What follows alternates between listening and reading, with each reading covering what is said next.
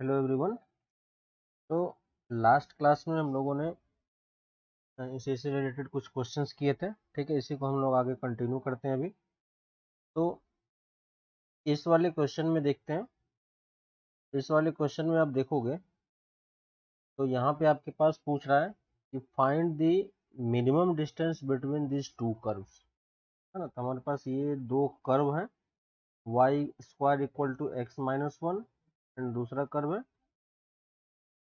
X square equal to y. ठीक है, तो ये दो कर्व लिख लेते हैं, y square equal to x minus one और दूसरा कर्व है x square equal to y minus one.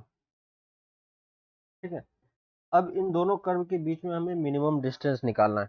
ठीक है, तो कर्व का शेप तो हमें ऑलरेडी पता है, लेकिन हम उसमें नहीं जाएंगे, बस हम कॉन्सेप्ट को समझते हैं कि मान लो कि हमारे पास दो कर्व है कुछ इस टाइप का। ठीक है, और इस दोनों कर्व के बीच में मिनिमम डिस्टेंस की अगर हम बात करते हैं तो मिनिमम डिस्टेंस कहाँ पे होगा। जैसे पैरेलल लाइन के बीच में डिस्टेंस होती है मिनिमम डिस्टेंस, सेम चीज यहाँ पे भी वर्क करता है। ठीक है, तो इस दोनों कोई एक पॉइंट होगा, है ना, इस तरीके से समझ सकते हो कि दोनों कर्व पे कोई ना कोई एक पॉइंट होगा जहां से इन दोनों के बीच का डिस्टेंस मिनिमम होगा। और इसी दोनों पॉइंट पे अगर आप टेंजेंट ड्रॉ करोगे तो ये दोनों टेंजेंट क्या हो जाएगा, पैरेलल टेंजेंट होगा। है ना, पैरेलल टेंजेंट। तो बस हम यही कॉन्सेप्ट यहाँ पे यूज करने वाले हैं। दोनों पॉइंट, दोनों कर्व पे हम एक जनरल पॉइंट चूज करेंगे, तो y square equal to x minus one. ठीक है, यहाँ पे अगर मुझे पहले वाले कर्व पे अगर मुझे पॉइंट चूज करना हो तो इन जनरल में क्या ले सकता हूँ, जैसे यहाँ पे देखो अगर x को चूज करोगे तो y हमारा स्क्वायर रूट के टर्म में आएगा। ठीक है, तो हम वो नहीं चाहते, तो यहाँ पे हम y को अगर t1 ले लेते हैं तो x हमारा किस फॉर्मेट का हो जाएगा, x हमारा हो जाएगा t1 स्क्वायर प्लस वन।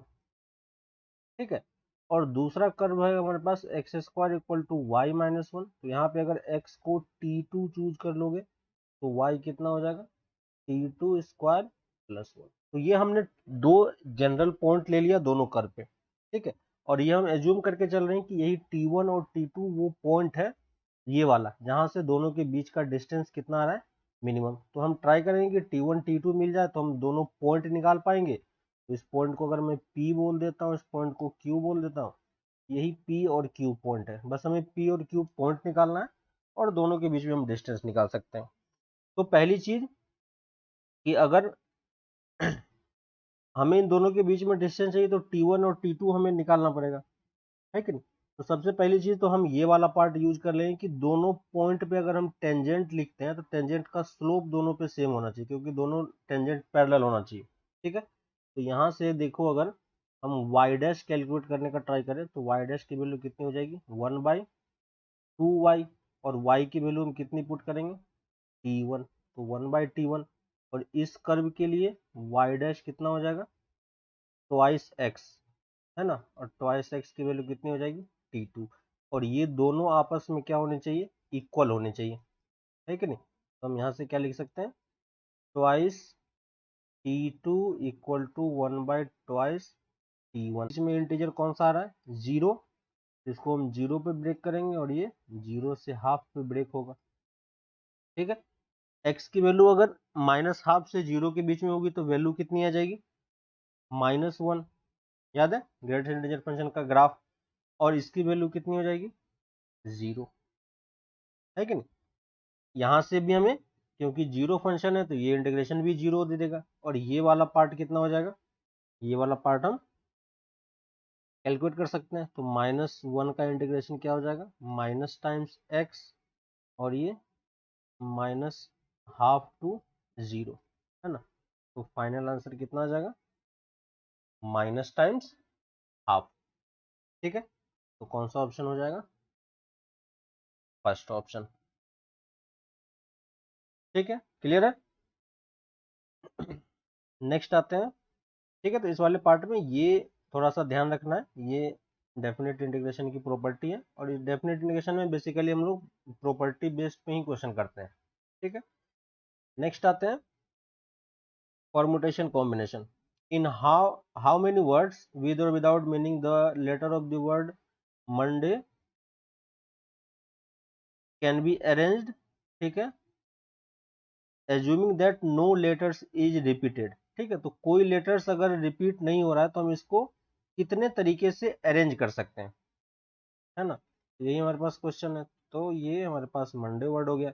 और एक और कंडीशन दिया हुआ, if 4 letters are used at a time, ठीक है, तो इसमें 2-3 वैरायटी के क्वेश्चन बनते हैं। पहला मान लो कि अगर हमें सिर्फ इसको अरेंज करना होगा, ठीक है, तो ये अभी हम इस क्वेश्चन को नहीं कर रहे हैं।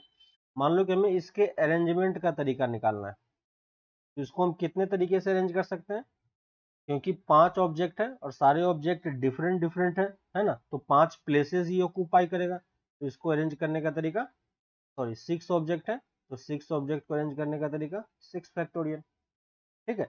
लेकिन हमसे ये क्या बोल रहा है कि इसमें से मुझे 4 लेटर ही चूज करना है। 4 लेटर अगर हमें लेके अरेंज करना है, इसका मतलब ये कितने प्लेस ऑक्यूपाई करेगा, 4 प्लेस ही ऑक्यूपाई करेगा, है ना।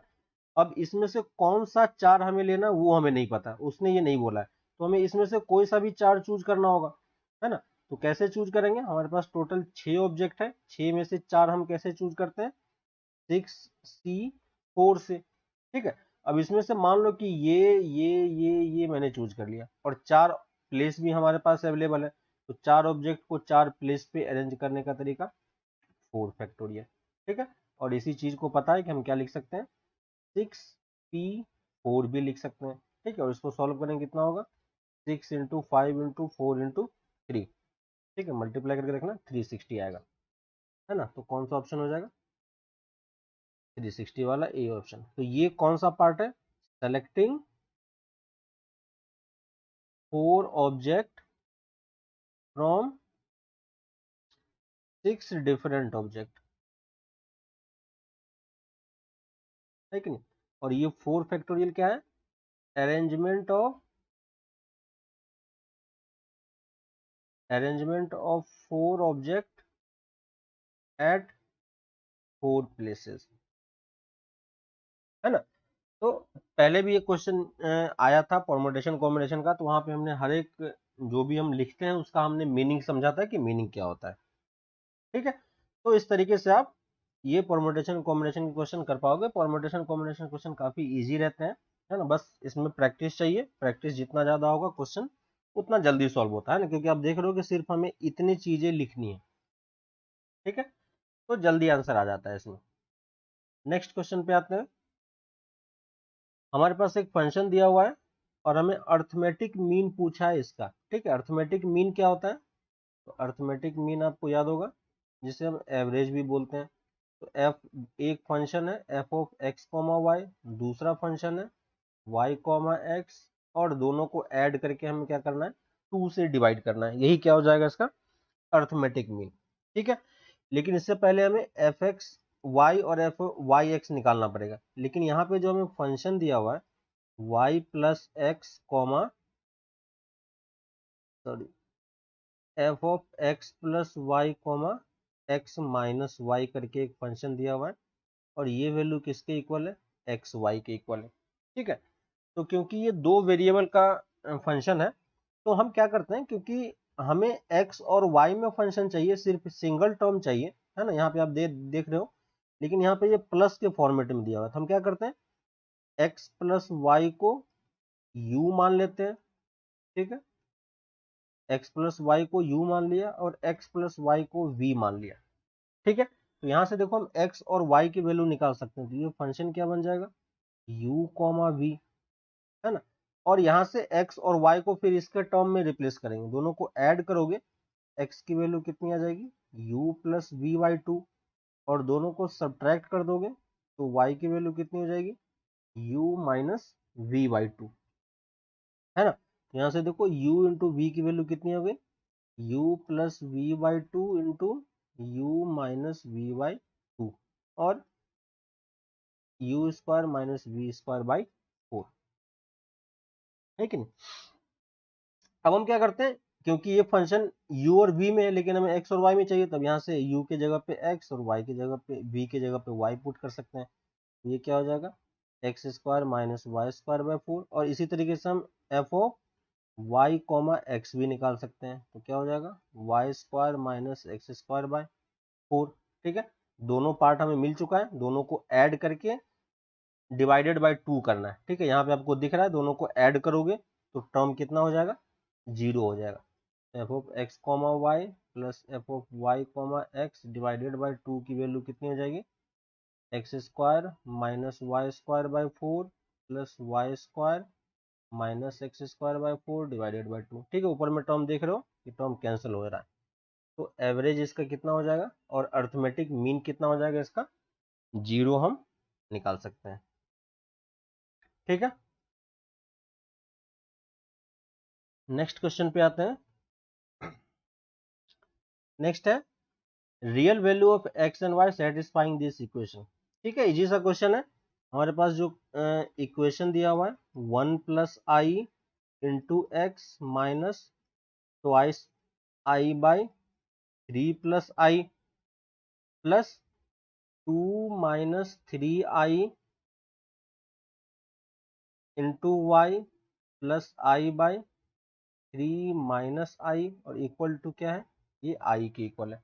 इस वाले क्वेश्चन में हम क्या करेंगे, करना कुछ नहीं है, सिंपली बस हमें फंक्शन को बस लेफ्ट हैंड साइड से रियल पार्ट और इमेजिनरी पार्ट को सेपरेट करके बस इक्वेट करना है। ठीक है, दो इक्वेशन बनेगा, दो वेरिएबल सॉल्व करके निकाल सकते हैं। ठीक है, तो यहाँ पे देखो, अगर हम इसका एलसीएम ले लेंगे पूरे पार्ट का तो नीचे में क्या आ जाएगा, ए स्क्वायर माइनस बी स्क्वायर का फॉर्मेट। ठीक है, और कॉम्प्लेक्स नंबर है तो क्या आ जाएगा, 9 प्लस 1 बन जाएगा नीचे, और ये वाला पार्ट इससे मल्टीप्लाई होगा, ये वाला पार्ट इससे मल्टीप्लाई होगा, मल्टीप्लाई करो तो कितना आ जाएगा, 3 पहले इस पूरे से मल्टीप्लाई होगा तो कितना दे देगा, 3x प्लस 3ix, है ना, और ये 3 इससे मल्टीप्लाई होगा -6i, फिर माइनस आई मल्टीप्लाई होगा -ix minus minus plus x और ये +2।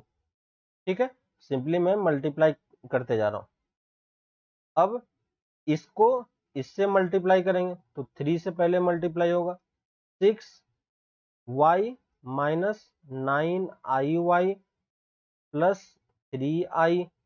ठीक है, और जब i से मल्टीप्लाई करेंगे तो +2iy प्लस 3y माइनस 1 और ये इक्वल टू किसके हो जाएगा, i के, है ना। अब यहाँ से ये नीचे वाला पार्ट तो 10 हो गया, तो 10 को हम इस राइट हैंड साइड में मल्टीप्लाई कर देंगे, यहाँ से i वाले पार्ट को कलेक्ट करेंगे और रियल वाले पार्ट को कलेक्ट करेंगे। ठीक है, तो ये जब कलेक्ट करोगे तो कितना आ जाएगा, 4x plus 9y minus 3 plus i times twice x minus 7y minus 3 equal to 10i। ठीक है, सिंपली आपको i वाले पार्ट को कलेक्ट करते जाना है जहां जहां पे i है, तो ये वाला ये वाला ये वाला ये और बाकी रियल पार्ट को कलेक्ट करोगे। ठीक है, और यहां से हम क्या कर सकते हैं, दो इक्वेशन बना सकते हैं। पहला इक्वेशन क्या होगा, रियल पार्ट को हम रियल पार्ट से कंपेयर करेंगे और इमेजिनरी पार्ट को इमेजिनरी पार्ट से, तो है ना, तो इधर रियल पार्ट क्या है, ये वाला, और इधर रियल पार्ट क्या है, 0। तो 4x प्लस 9y माइनस 3 की वैल्यू कितनी हो जाएगी, 0। और इसको रियल इमेजिनरी पार्ट से कंपेयर करेंगे तो 2x minus 7y minus 3 equal to 10। ठीक है, दो इक्वेशन दो वेरिएबल इजिली सॉल्व कर सकते हैं। इसको 2 से मल्टीप्लाई कर दो और फिर सब्ट्रैक्ट कर दो तो 4x का टर्म कैंसिल हो जाएगा, तो यहाँ से y निकाल पाओगे। ठीक है, तो y की वैल्यू कितनी आ जाएगी, 14 5। ठीक है, चेक करना, -1 आता है और x की वैल्यू 3 आ जाती है। ठीक है, तो कौन सा ऑप्शन हो जाएगा, x equal to 3 y equal to -1। ठीक है, तो इस तरीके से आप ये चीज निकाल सकते हो। नेक्स्ट आते हैं, टेंजेंट की बात बोल रहा है कि हमारे पास tangent to the curve intersect the y axis at a point p, a line perpendicular to this tangent passes through point p, और ये 1,0 पे कट कर रहा है, डिफरेंशियल इक्वेशन निकालना। ठीक है, कोई दिक्कत नहीं है। यहाँ पे मान लो कि हमारे पास कोई सा भी किसी भी टाइप का एक कर्व है। ठीक है, क्योंकि वो कर्व हमें नहीं दिया हुआ है, तो हमने ये एज्यूम कर लिया कि ये y equal to f x हमारे पास एक कर्व है, ठीक है। अब इसके किसी पॉइंट पे हमें एक टेंजेंट लिखना है जो कि ये वाई एक्सिस को इस पॉइंट P पे कट कर रहा है ना, यही इसने बोला है। तो सबसे पहले अगर इस पॉइंट पे हम टेंजेंट लिखें, ठीक है, तो इस एक्सिस को मैं कैपिटल X और इसको कैपिटल Y के टर्म्स में लिखता हूं, है ना। X naught y naught point भी ले सकते हो, लेकिन इन जनरल के लिए मैं क्या ले रहा हूँ, एक्स कॉमा वाई लिख रहा हूँ, क्योंकि बाद में मुझे उसको रिप्लेस नहीं, ठीक है। तो अगर मैं कैपिटल एक्स और कैपिटल वाई के टर्म्स में अगर मैं इक्वेशन लिखता हूं, है ना, कैपिटल एक्स,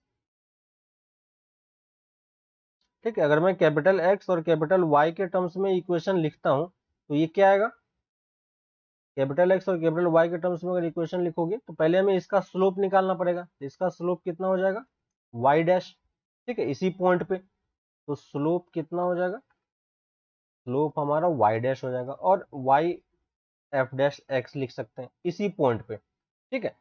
अब देखो इस पॉइंट पे अगर मैं टेंजेंट की इक्वेशन लिखूं तो क्या होगा, y माइनस, और इस y को मैं कैपिटल Y लिख रहा हूं, ठीक है, और ये वाला पॉइंट है small y, equal to m, याद होगा आपको, into capital X minus small x, ठीक है। तो ये हमारा टेंजेंट हो गया। ये टेंजेंट अगर इस पॉइंट P पे कट कर रहा है तो P पे कट कर रहा है तो x कोऑर्डिनेट तो इसका 0 हो जाएगा, है ना। तो अगर x की वैल्यू हम 0 पुट कर दें, कौन सा x 0 होगा, कैपिटल X 0 होगा, ठीक है। ये स्मॉल x ये इस पॉइंट को डिनोट कर रहा है इस पर्टिकुलर क्वेश्चन के लिए, ठीक है। तो कैपिटल X की 0 करोगे तो कैपिटल Y हमें मिल जाएगा, है ना। तो कैपिटल Y कितना हो जाएगा, देखो y minus x into F dash x, है ना। तो इस पॉइंट P का लोकेशन हमने निकाल लिया, y माइनस, है ना, क्या हो जाएगा, y minus x into F dash x, ठीक है। और एफ डैश एक्स को हम y डैश भी लिख सकते हैं, ठीक है, क्योंकि हम पूरा इक्वेशन y के टर्म्स में लिख रहे हैं तो थोड़ा सा इजी होगा, इसको y डैश भी लिख लेते हैं, है ना, क्योंकि हमें डिफरेंशियल इक्वेशन ही फाइनली बनाना है। तो ये मेरा पॉइंट हो गया। अब बोल रहा है कि इसी पॉइंट P पे अगर मैं नॉर्मल ड्रॉ करता हूं तो वो इसको कहां पे कट करता है, 1,0 पे, है ना, और ये इसका 90 डिग्री है। तो अब हमें इस लाइन का तो स्लोप पता है कितना है, y डैश, और ये इसका परपेंडिकुलर है तो इस लाइन का स्लोप हम कितना लिख सकते हैं, -1/y डैश, ठीक है। आपको याद होगा कि दोनों के बीच में -1, प्रोडक्ट के बीच में -1 होता है। तो मैंने यहां से ये वाला निकाल लिया, और ये दोनों पॉइंट हमें पता है तो पॉइंट को यूज करके भी हम स्लोप निकाल सकते हैं। तो उस पॉइंट को यूज करोगे तो स्लोप कितना आएगा, y minus x y dash minus 0 divided by 0 -1, और ये वैल्यू किसके इक्वल होगी, -1/y डैश के, ठीक है। और अब बस सिंपली क्रॉस मल्टीप्लाई कर दो, तो y, सॉरी ये y डैश होगा, तो y into y dash minus x into y dash का स्क्वायर इक्वल टू 1, ठीक है। और वाई डैश को हम dy बाई डी एक्स लिख सकते हैं, ठीक है। तो देख लो कौन सा ऑप्शन मैच करेगा, फर्स्ट ऑप्शन मैच कर रहा है, ठीक है। तो यहाँ पे मुझे कर्व नहीं दिया हुआ है, लेकिन फिर भी हम डिफरेंशियल इक्वेशन बना रहे हैं, बस सिंपल सा टेंजेंट और नॉर्मल की प्रॉपर्टी हमने यहाँ पे यूज की है, ठीक है। नेक्स्ट आते हैं हम लोग इस क्वेश्चन पे। यहाँ पे आपको एक डिटर्मिनेंट दिया हुआ है डेल्टा आर, ठीक है, और डेल्टा आर की वैल्यू जो है वो कितनी है, twice r minus 1, m square minus 1, और साइन स्क्वायर एम स्क्वायर, ठीक है।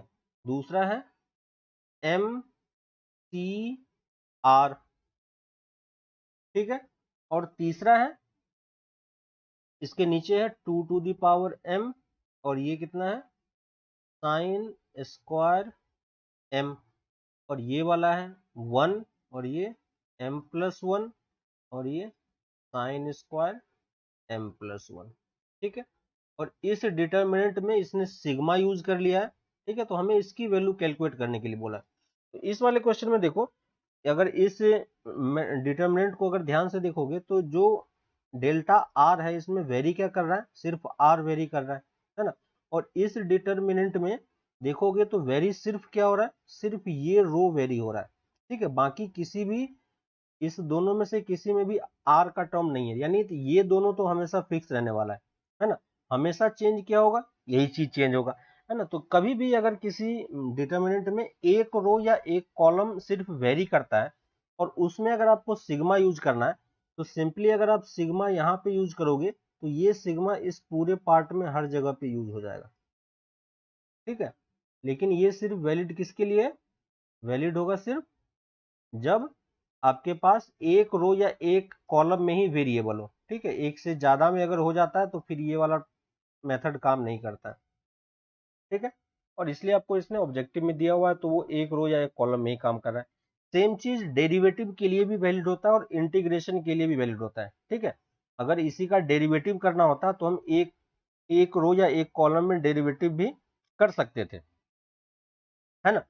और अगर इंटीग्रेशन भी करना होता तो एक रो और एक कॉलम में अगर वेरिएबल है तो वहां पे आप वो चीज भी अप्लाई कर सकते हो, ठीक है। अब यहाँ पे देखो सिग्मा 1 की वैल्यू कितनी होगी, 0 से लेके m तक, तो टोटल टर्म कितने हैं, m+1, ठीक है। तो इसको हटा के मैं डायरेक्टली m+1 लिख सकता हूँ, ठीक है। बस इसी में मैंने सिग्मा यूज कर लिया, ठीक है। और इसकी वैल्यू मैं यहाँ पे पुट करके लिख रहा हूँ, ठीक है। तो अब देखो ये वाला हो गया। यहाँ पे देखो mc0 आर की वैल्यू चेक करोगे तो ये क्या हो जाएगा, mc0 प्लस mc1 से लेके mcm, और ये वैल्यू किसके इक्वल होती है, 2 to the power m, coefficient of binomial coefficient का सम, तो ये कितना हो जाएगा 2 टू द पावर m, है ना। और यहाँ पे सिंपल आपका ऑड टर्म का सम है, ठीक है। तो यहाँ पे आप वैल्यू पुट करोगे तो ये वैल्यू किसके इक्वल हो जाएगी, m² - 1, ठीक है। सिंपल सा है, सिग्मा को आप दोनों में ब्रेक करके वैल्यू निकाल के सिंपल सा आपका एपी फॉर्म होगा, उसको आप यूज करके लिख पाओगे, ठीक है। तो ये वैल्यू, और यहाँ पे देखो अगर आप सिग्मा यूज करोगे तो ये रो और ये रो दोनों क्या हो गया, सेम हो गया। तो अगर किसी डिटर्मिनेंट में दो रो सेम होता है तो उस डिटर्मिनेंट की वैल्यू कितनी हो जाती है, 0, है ना। तो यहाँ पे आपको कुछ करने की जरूरत नहीं है, सिंपल आप डायरेक्टली वैल्यू पुट करके आंसर निकाल पाओगे, है ना। नेक्स्ट आते हैं नेक्स्ट क्वेश्चन पे।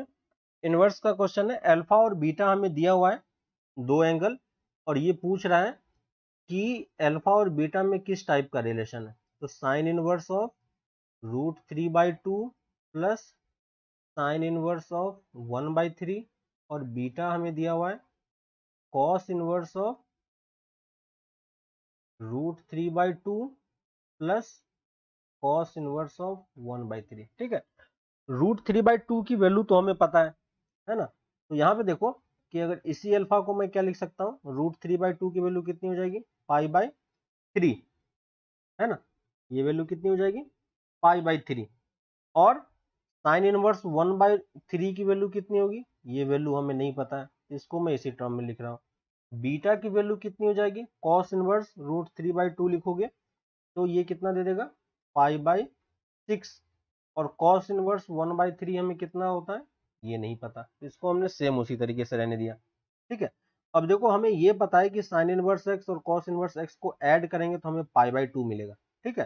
तो यहां से अगर अल्फा और बीटा को आप डायरेक्टली ऐड कर देते हो, अल्फा प्लस बीटा की वैल्यू कितनी हो जाएगी, ये दोनों मिलके π/2 दे देगा, और ये दोनों मिलके भी π/2 दे देगा, तो टोटल टर्म कितना हो जाएगा, टोटल सम कितना हो जाएगा, पाई हो जाएगा। तो अल्फा प्लस बीटा की वैल्यू कितनी है, पाई है। तो ये डी वाला ऑप्शन तो गलत है ना। अल्फा और बीटा इक्वल भी नहीं हो पाएगा, ठीक है, वो चीज आपको यहाँ पे दिख ही रहा है ना। बस इस दोनों में से कोई एक ऑप्शन हो सकता है, तो कौन सा होगा वो चीज यहाँ पे चेक करते हैं। तो अल्फा वाले पार्ट को देखो, अल्फा हमारे पास ये वाला टर्म है, ठीक है। हमें 1/3 की वैल्यू नहीं पता है, तो साइन इनवर्स हमें कौन सी वैल्यू पता है इसके आसपास, तो आपके पास साइन इनवर्स ऑफ हाफ की वैल्यू पता होती है, ठीक है। और साइन इनवर्स ऑफ हाफ कितना होता है, sign inverse of half 30 degree के इक्वल होता है, π/6 के इक्वल, ठीक है। तो अब अगर कोई आपसे ये पूछे कि ये बताओ साइन इनवर्स ऑफ 1/3 और साइन इनवर्स ऑफ 1/2, इन दोनों में कौन सा बड़ा है और कौन सा छोटा है, तो कैसे बताओगे। साइन इनवर्स का आपके पास कर्व याद होगा आपको, ठीक है, इस टाइप का, ये वाला पॉइंट 1 होता है, ये वाला -1 होता है, ये वाला π/2 होता है, ठीक है। अब देखो 1/2 यहाँ कहीं पे होगा, तो 1/2 और 1/3 में कौन सा ज्यादा बड़ा है? तो 1/2 की वैल्यू कितनी होती है? 0.5 और 1/3 की वैल्यू 0.3 के आसपास। ठीक है, तो 1/3 कहीं ना कहीं इसके नीचे लाई करेगा। ठीक है, अब देखो इसके अकॉर्डिंग x ये वाला मिलेगा और इसके अकॉर्डिंग x ये वाला मिलेगा, तो कौन सा टर्म बड़ा होगा ज्यादा? ये वाला टर्म बड़ा होगा।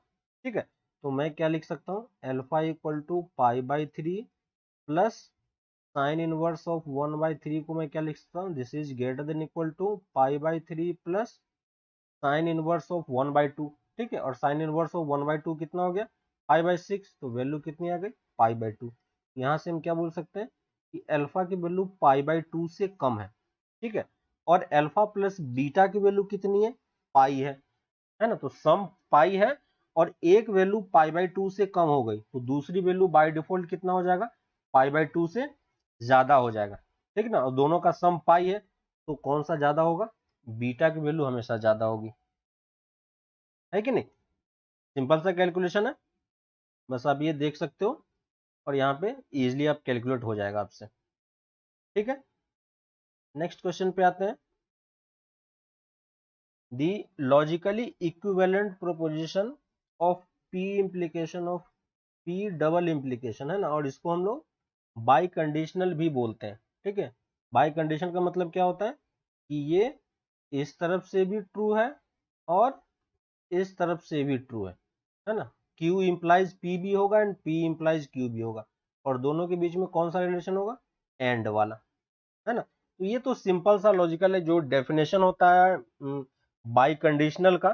ठीक है, तो ये चीज है, तो यहाँ पे देखो ये इसी फॉर्मेट में दिया ही हुआ है, तो कौन सा ऑप्शन, ये डायरेक्टली यहाँ पे आप टिक कर सकते हो। ठीक है, जिसमें ज्यादा कुछ करने का नहीं है, बस आप देखोगे तो आपको समझ में आ जाएगा कौन सा ऑप्शन आने वाला है। ठीक है, तो ये बाई कंडीशनल का बेसिक सा डेफिनेशन है, डेफिनेशन ही है एक्चुअली में, है ना। इसका अगर ट्रूथ टेबल हम बनाते हैं तो ट्रूथ टेबल इसका और इसको कंबाइन करके बनाते हैं। ठीक है, तो इसका ट्रूथ टेबल एंड इसका ट्रूथ टेबल कंबाइन करके ये ट्रूथ टेबल बनता है ना। तो इस वाले पार्ट में ज्यादा कुछ है नहीं। नेक्स्ट आते हैं, if log this equal to 2 then find the dy by dx। ठीक है, हमें डेरिवेटिव निकालना है और हमारे पास इक्वेशन क्या दिया हुआ है? log बेस 10 है x cube minus y cube upon x cube plus y cube equal to 2 है ना। यहाँ पे देखो हम, क्योंकि हमें जो आंसर दिया हुआ है वो y बाय एक्स के टर्म में दिया हुआ है, तो log का कहीं कोई टर्म नहीं, तो पहले हम log को हटा लेते हैं। तो log को हटाओगे तो ये कितना आ जाएगा? X cube minus y cube divided by x cube plus y cube, और ये इक्वल टू कितना हो जाएगा? 100, क्योंकि बेस 10 था, है ना। अब यहां से देखो, अगर आप वाई क्यूब से ऊपर नीचे डिवाइड कर दोगे, या कॉम्पोनेंटो डिविडेंडो कुछ भी आप यूज कर लो, वाई क्यूब से अगर डिवाइड कर दोगे तो कितना बन जाएगा? एक्स बाई वाई का cube minus 1 divided by x by y का क्यूब प्लस 1 इक्वल टू 100। ठीक है, क्रॉस मल्टीप्लाई करके एक्स बाई वाई की वैल्यू आप निकाल सकते हो, या सिंपली यहाँ पे कॉम्पोनेंटो डिविडेंडो यूज कर लो। तो x by y whole cube की वैल्यू आप कितनी लिख पाओगे? माइनस टाइम्स ये कितना हो जाएगा? प्लस 1 माइनस 1 करेंगे तो 101/99। ठीक है, और यहां से देखो x बाई वाई मैं यहां से कैलकुलेट कर सकता हूं। ठीक है, और x बाई वाई की वैल्यू कितनी हो जाएगी? -101/99 होल टू द पावर 1/3, है ना। और यहां से देखो y की वैल्यू आप क्या लिख पाओगे? तो y इक्वल टू क्या हो जाएगा? -99, क्योंकि वो रिवर्स में आ जाएगा, 101/1/3 इंटू एक्स। ठीक है, तो ये हमारा सिंपल सा फंक्शन y के टर्म्स में आ गया, और इसका हम डेरिवेटिव निकाल सकते हैं। तो dy बाई डी एक्स कितना हो जाएगा? -99/101 होल टू द पावर 1/3, है ना। और ये वैल्यू किसके इक्वल है? ठीक है, तो यहाँ पे देखो हमारे पास ये ऑलरेडी निकल चुका है, इसको रिवर्स कर देंगे तो ये कितना हो जाएगा? y बाई एक्स, है ना। तो कौन सा ऑप्शन आ जाएगा? D option. ठीक है, तो ये वैल्यू y बाई एक्स के इक्वल है। ठीक है, तो ऑप्शन देख के हमें थोड़ा सा क्वेश्चन की तरफ प्रोसीड करना है कि हमें किस मेथड से आगे बढ़े कि हमारा आंसर आ जाए, है ना। तो ये कुछ क्वेश्चंस थे जो हम लोगों ने डिस्कस किया, और कुछ कुछ आई होप कि कुछ कॉन्सेप्ट्स वगैरह आपको क्लियर हो रहे होंगे। इसके अलावा भी अगर आपको किसी क्वेश्चन में डाउट लगता है ना, या किसी पार्ट में आपको लगता है कि इसमें इस पर्टिकुलर चैप्टर के क्वेश्चन हमें और करने हैं, तो आप बता सकते हो, उसको हम लोग डिस्कस करेंगे आगे क्लासों में। और और कहीं भी कुछ डाउट आता है तो आप बता सकते हो, उसको हम लोग आगे आगे क्लासों में लेते रहेंगे, ठीक है। तो आप इस चीज को कंटिन्यू करो और प्रैक्टिस डेली करते रहो, ठीक है। आगे की क्लासों में हम लोग और भी क्वेश्चंस वगैरह को डिस्कस करते रहेंगे, ठीक है। तो वहां पे आपके डाउट्स वगैरह जो भी होंगे वो सब क्लियर होता रहेगा, ठीक है। तो फिर हम लोग आगे मिलते हैं नेक्स्ट क्लास में, ठीक है। फिर इसको हम लोग यहाँ से आगे कंटिन्यू करेंगे। ओके।